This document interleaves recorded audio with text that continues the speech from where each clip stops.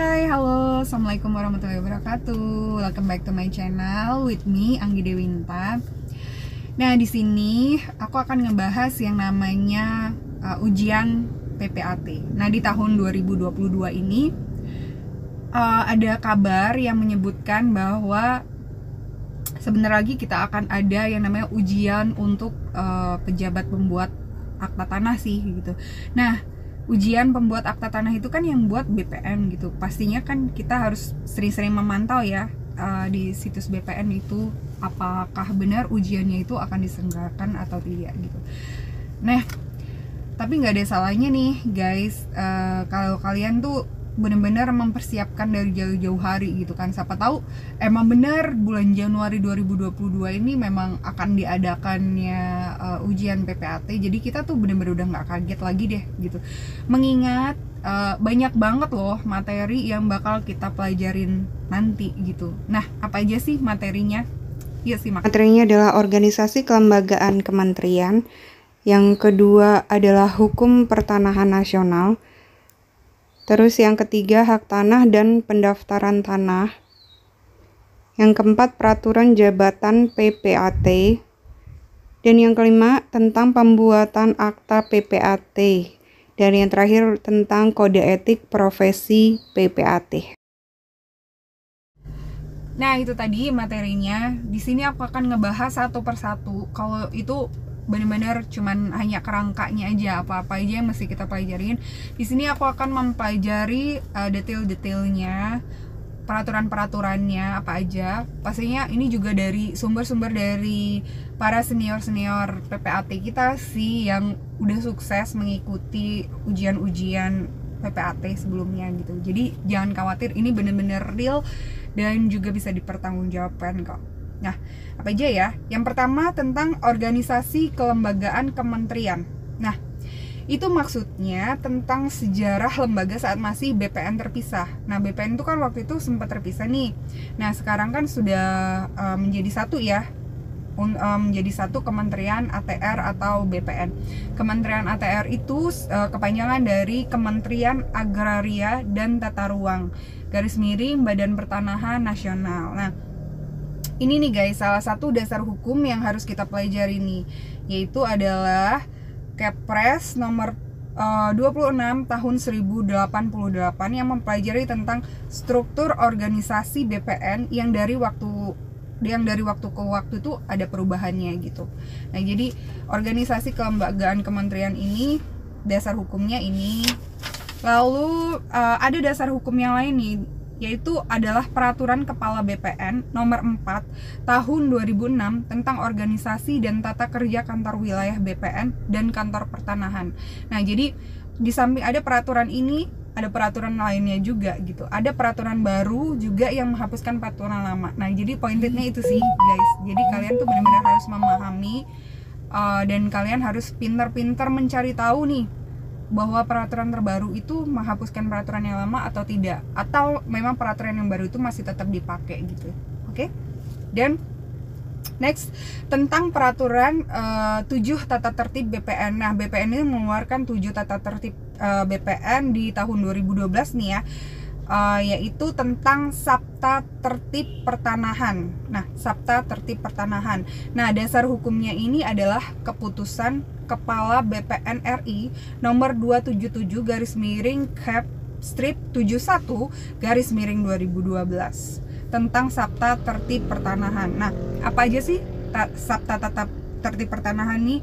Yaitu antara lain tata tertib administrasi, tata tertib tertib anggaran, tertib perlengkapan, tertib perkantoran, tertib kepegawaian, tertib moral, dan juga tertib disiplin kerja. And next tentang peraturan Menteri ATR Kepala BP atau garis miring Kepala BPN nomor 16 tahun 2020 tentang organisasi dan tata kerja Kementerian Agraria dan Tata Ruang atau Badan Pertanahan Nasional. Nah, ini semua tuh kita harus benar-benar pahamin, kita download, terus kita sering-sering baca. Pokoknya dibaca aja deh. Nanti kalau sering-sering kita baca, kita pasti akan paham isinya tuh mengenai garis besarnya tentang apa sih gitu kan. Kalau aku sih gitu. And next kita akan memasuki di hukum pertanahan nasional. Nah, hukum pertanahan nasional itu kaitannya tuh erat banget nih guys sama yang namanya Undang-Undang Pokok Agraria. Nah, kalian kan pasti udah tahu kan Undang-Undang Pokok Agraria itu undang-undang nomor berapa sih gitu. Nah, Undang-Undang Pokok Agraria itu adalah Undang-Undang nomor 5 tahun 1960. Nah, itu harus hafal ya guys, di luar kepala tahunnya, ininya, nomornya. Nah, tetapi sebelumnya kalian juga harus belajar nih guys tentang yang namanya payung hukum UU-PA. Nah, payung hukum UU-PA ini ada di Undang-Undang Dasar 1945. Ada di pasal 33 ayat 3. Nah, pasal 33 ayat 3 ini paling sering keluar. Nah, bunyinya ini adalah bumi, air, dan kekayaan alam yang terkandung di dalamnya dikuasai oleh negara dan diperuntukkan sebesar-besarnya untuk kemakmuran rakyat gitu. Jadi itu tuh benar-benar harus hafal di luar kepala, kita nggak boleh salah sedikit pun. Jadi ya kalian harus sering belajar sih, baca gitu poinnya gitu. And next, kita juga harus memahami serta menghafal substansi hak atas tanah di Indonesia. Nah, hak atas tanah di Indonesia ini kan pastinya udah diatur nih di UU-PA gitu. Nah, di pasal 16 yang sering ditanyakan, pasal 16 ayat 1 sih. Sebenarnya ada dua pasal, ada dua ayat ya. Di pasal 16 itu ayat 1 dan ayat 2. Tetapi yang paling sering ditanyakan itu adalah ayat 1-nya gitu. Yang bunyinya seperti hak milik, hak guna usaha, hak guna bangunan, hak pakai, hak sewa, hak membuka tanah, hak memungut hasil hutan, dan hak-hak lain yang tidak termasuk di dalam hak tersebut namun ditetapkan dalam undang-undang. Nah, jadi kalian tuh harus benar-benar belajar tentang pengertian HGU tuh apa sih, apa aja sih yang bisa memiliki HGU atau CVK, PTK, begitu juga dengan HGB gitu. HGB itu hak guna bangunan itu apa aja sih, seperti apa sih wujudnya, dan siapa aja sih yang boleh memiliki. Tentang yang namanya hak tanah dan pendaftaran tanah. Nah, hak tanah dan pendaftaran tanah ini dasar hukumnya adalah PP 24 tahun 1997. Ingat ya guys, PP 24 tahun 1997 tentang pendaftaran tanah. Nah, ini benar-benar harus hafal nih di luar kepala. Pendaftaran tanah tuh PP-nya nomor berapa sih? Nah, itu juga. Dan juga pasti ada PP peraturan Kepala Badan Pertanahan nomor 8 tahun 2012. Nah, itu sih tentang aturan teknis pendaftaran tanahnya gitu. Jadi ada dua PP di sini yang memang benar-benar harus kita pahamin dan kita sering-sering baca di tentang hak tanah dan pendaftaran tanah ini gitu guys. Dan juga di sini aku dapat bocoran kalau kita tahun ini itu disuruh BPN maunya kita mempelajari tentang undang-undang pajak daerah dan retribusi daerah. Aku nggak tahu sih itu benar atau salah gitu. Ya kalaupun benar ya memang benar-benar kita harus pelajarin, nggak ada salahnya kita pelajarin, kita bahas juga. Seperti yang kita ketahui, kita kan magang tuh selama 2 tahun gitu kan. Dan aku rasa kita tuh udah sering bener praktek kok untuk menghitung PPh itu berapa, BPH-TB itu berapa gitu. Kalau kita benar-benar magangnya serius gitu, itu tuh pasti kita sudah hafal gitu. Ya nggak usah gitu deh, karyawan kantor notaris yang bekerja 1 tahun 2 tahun itu tuh pasti mereka sudah benar-benar hafal nih di luar kepala tentang perhitungan pajaknya gitu. Pajak PPh, pajak BPH-TB, tentang yang namanya pajak nihil tuh apa gitu. Kalau di AJB itu menggunakan harga transaksi berapa untuk mendapatkan pajak nihil gitu. Pajak nihil itu kan adanya di bawah 60 juta gitu. Kalau NPO PTKP-nya 60 juta gitu. Jadi harga transaksi yang dipakai untuk 60 juta itu pastinya nihil gitu. Kan tidak membayar BPH-TB. Nah, sampai di situ kalian pasti sudah paham kan gitu. Dan ada lagi tentang waris. Kalau waris di bawah 300 juta itu adalah pajak yang nihil gitu. Tapi at least semuanya itu diambil nilai yang tertinggi. Jadi di sini ada nilai tertinggi itu ada 2 gitu. Yang pertama nilai transaksi. Kalau memang lebih tinggi nilai transaksi, kita pakai yang transaksi. Nah, kalau yang lebih tinggi nilai NJOP, kita pakai nilai NJOP. Gitu ya guys ya. Aku rasa kalian pasti udah tahu lah, udah paham dan udah mengerti kalau yang benar-benar yang namanya magang beneran tuh pasti udah tahu lah pajak-pajak perhitungannya tuh bagaimana gitu. Nah, ini juga tips buat kalian kalau kita magang tuh benar-benar harus tanya gitu sama sering-sering menanya gitu. Kita kan sebagai karyawan magang jangan cuma datang terus pulang gitu kan. Kita harus sering-sering nanya, aktif bertanya sama karyawannya atau sama notaris penerima magangnya gitu. Jadi benar-benar ambil deh ilmu dari mereka gitu untuk kita terapkan. Toh kita nanti akan membuka kantor seperti mereka gitu kan. Jadi kalau aku pribadi, aku akan memposisikan aku seperti notaris gitu. Jadi apa aja sih kalau seandainya kita nanti punya kantor nih, kita akan kayak mana gitu dengan situasi yang kondisi yang seperti ini gitu. Jadi jangan menetapkan kita magang yang benar-benar magang gitu. Kita nggak mau tahu kerjaan, kita cuman disuruh ya kalau disuruh gitu. Kalau nggak disuruh kita nggak ngapa-ngapain. Itu benar-benar kita yang rugi sih kalau menurut aku gitu. Jadi pintar-pintar kalian benar-benar untuk benar-benar nanya apa sih perhitungannya, bagaimana sih aktanya gitu. Itu sih sedikit tips dari aku. And next, aku juga akan ngebahas yang namanya tentang pajak perhitungan gitu, perhitungan pajak BPHTB dan PPH gitu. Nanti aku akan rangkum menjadi satu pajak di konten aku selanjutnya gitu. Jadi kalian benar-benar harus keep konten ini, pokoknya jangan di skip deh. Pokoknya subscribe, like, komen, dan ikutin terus kontenku. Nggak ada salah dan nggak ada ruginya kok gitu. And next, kita akan memasuki di nomor 4, yaitu tentang peraturan jabatan PPAT. Peraturan jabatan PPAT. Nah, dasar hukum peraturan jabatan PPAT ini adalah PP nomor 37 tahun 1998, yaitu tentang peraturan jabatan. Peraturan jabatan PPAT ini di sini adalah PP nomor 37 tahun 1998 tentang pejabat pembuat akta tanah. Nah, kita kan semuanya udah pasti tahu kan, harus mendownload, terus udah memahami, membaca. Itu pasti maksudnya itu sudah benar-benar, walaupun nggak hafal, tapi kita udah tahu yang namanya tugasnya seperti apa PPAT, terus haknya, lalu juga kewajibannya, dan juga wewenang kita sebagai PPAT itu apa sih gitu. Nah, di situ juga ada yang namanya pengertian PPAT khusus, PPAT pengganti. Itu kita benar-benar harus pahamin gitu, di luar kepala ya pengertiannya itu apa, terus udah kayak gitu bunyinya pasal-pasal tersebut tuh tentang apa pengaturannya gitu. Nah, tapi di sini juga ada PP terbarunya, peraturan PP perubahan terbarunya nih, yaitu adalah PP 24 tahun 2016 tentang peraturan jabatan PPAT. Nah, jadi ini tadi yang seperti aku ulang-ulang lagi, aku nggak bosan ngulang lagi. Kalian tuh harus update yang namanya peraturan perubahan. Jadi walaupun nih nanti nih 98 nanti akan ada lagi di 2015 gitu kan, untuk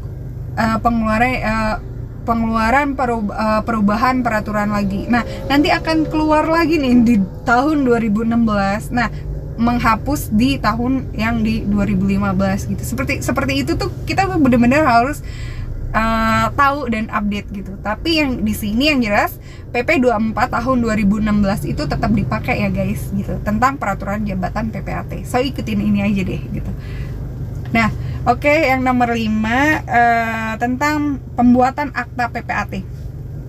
Nah, pembuatan akta PPAT yaitu ya pastinya tentang pembuatan akta lah ya. Nah, gitu kan kita semuanya udah pada tahu nih akta itu apa gitu kan. Akta PPAT itu sebenarnya ada 8 jenis yang benar-benar boleh dibuat akta gitu kan. Yaitu adalah akta jual beli, akta tukar menukar, akta hibah, akta inbreng, akta APHB atau pembagian hak bersama ya.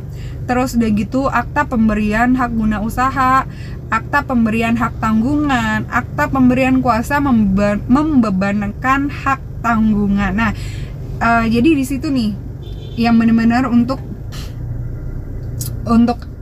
kita membedakan di situ. Jadi kita tuh harus paham yang mana nih yang namanya akta notaris dan juga akta PPAT. Kalau kita magang ya benar-benar. Kalau akta notaris kan PT, CV gitu kan, perkumpulan gitu. Nah, kalau untuk yang akta PPAT sendiri ya itu tadi jual beli, tukar menukar kayak gitu. Nah, di sini kita tuh akan diminta nih nantinya nih.